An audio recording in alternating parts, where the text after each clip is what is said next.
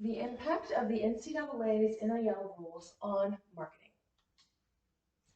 First, we're going to go over the basics, in which I explain what the NCAA is and what exactly is meant by the term NIL. Then I'll touch on some background, the history of NIL and its rules. And then I will go over the rules now, as have been established by the Supreme Court case, National Collegiate Athletic Association versus Alston. And then I will hit on the impact these rules have on marketing. First, the basics. What is the NCAA and what is NIL? First, what is the NCAA? NCAA stands for National Collegiate Athletic Association. The NCAA is a nonprofit organization that regulates student athletics.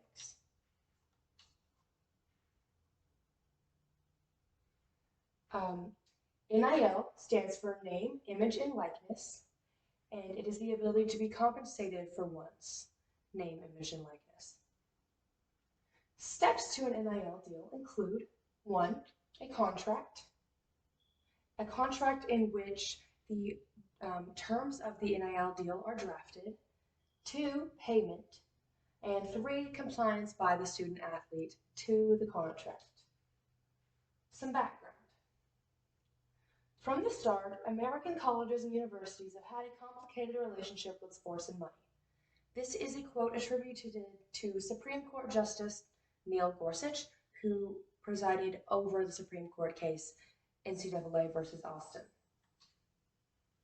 Some background. Athletes were not allowed to endorse any commercial products or services traditionally, and they were not compensated for the use of their NIL.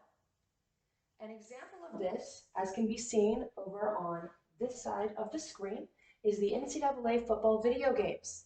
The NCAA football video games is much similar to the very popular Madden football video games, in which NFL players are portrayed, and it is very important to note that these NFL players are compensated roughly $16,000 per player for the use of their NIL. Some more information. This ban on collegiate athletes being compensated was due to the NCAA's amateurism rules. Amateurism is a belief held by the NCAA that collegiate athletes should play their sport as a hobby or for the sake of playing sport, not in order to be compensated. And this was their primary argument in the Supreme Court case. Now we have an NIL timeline. On September 20th, 2019, legislation was introduced to prohibit the punishment of student athletes that profited from endorsements beginning in 2023. Then, the following month, the 3 NCAA divisions directed to modernize their NIL rules. Then, on June 12th, the following year, Florida passed an NIL law that would go into effect in 2021. Next, June 18th, 6 conferences proposed that individual schools be responsible for their own NIL policies. In 2021, the Supreme Court finally ruled unanimously against the NCAA in favor of NIL rules, further opening this door to student-athlete compensation. And finally, on July 1st, 2021, the NCAA's NIL rules officially went into effect, and students began signing deals and making money. The current rules were established in the National Collegiate Athletic Association versus Alston decision. The rules were as follows. Student athletes can now be paid for their autograph, developing their own merchandise, promoting products and services, and event appearances. On this side of the screen, we have an example of a college football player's autograph that was sold and he was compensated for as a result of the new NIL deals. Currently, the NIL rules are operated on a state level, but many hope federal NIL legislation will be in effect in the future in order to create a sense of equality an opportunity among both brands in trying to secure these NIL deals, but also the colleges. As it is regulated on a state-to-state basis, not all colleges can provide NIL opportunities to students, and this can impact those colleges, as many star athletes will choose to go to colleges that do have these opportunities. There are 4 key aspects to the current rules under NIL. 1, businesses can offer NIL deals to athletes. 2, schools can only act as a resource for legal compliance questions. They cannot facilitate the deals between the brands and the students. They must come to these deals on their own accord.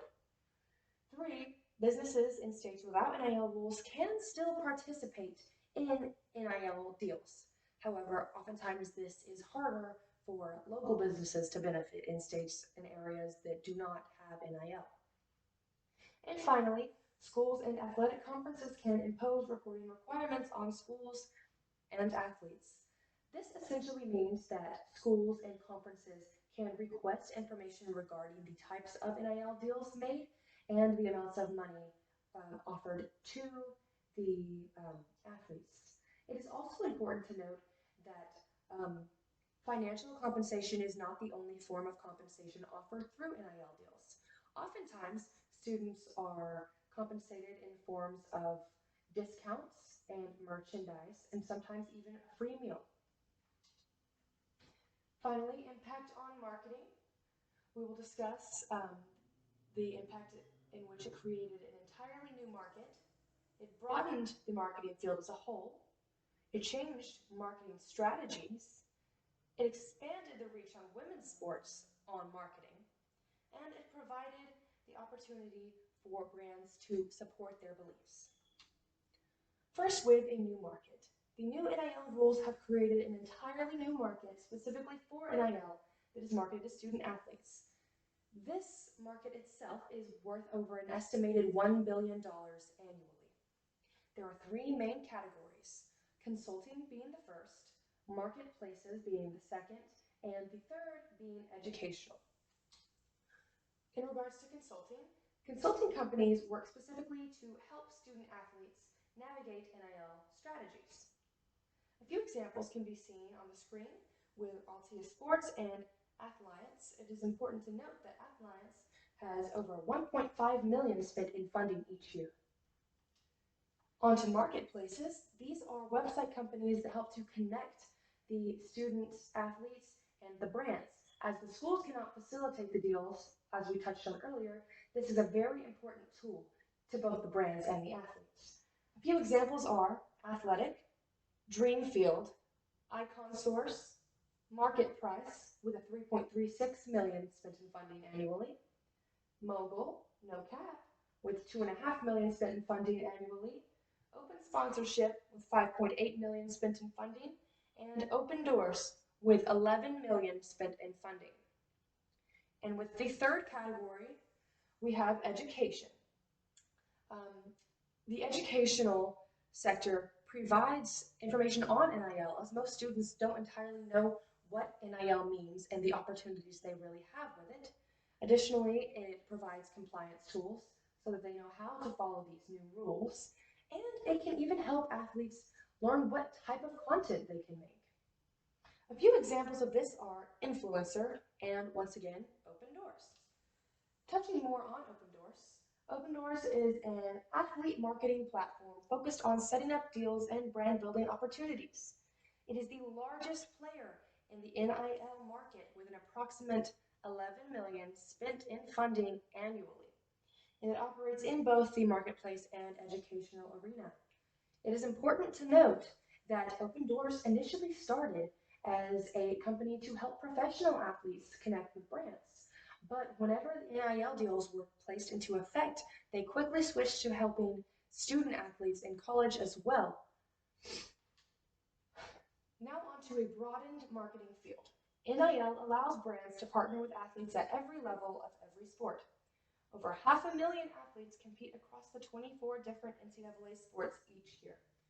Over on this side of the screen, we have a diagram depicting all of the different sports in the NCAA to truly illustrate the extent to which the NIL deals has expanded this marketplace and provided an opportunity for more influencers for brands to work with.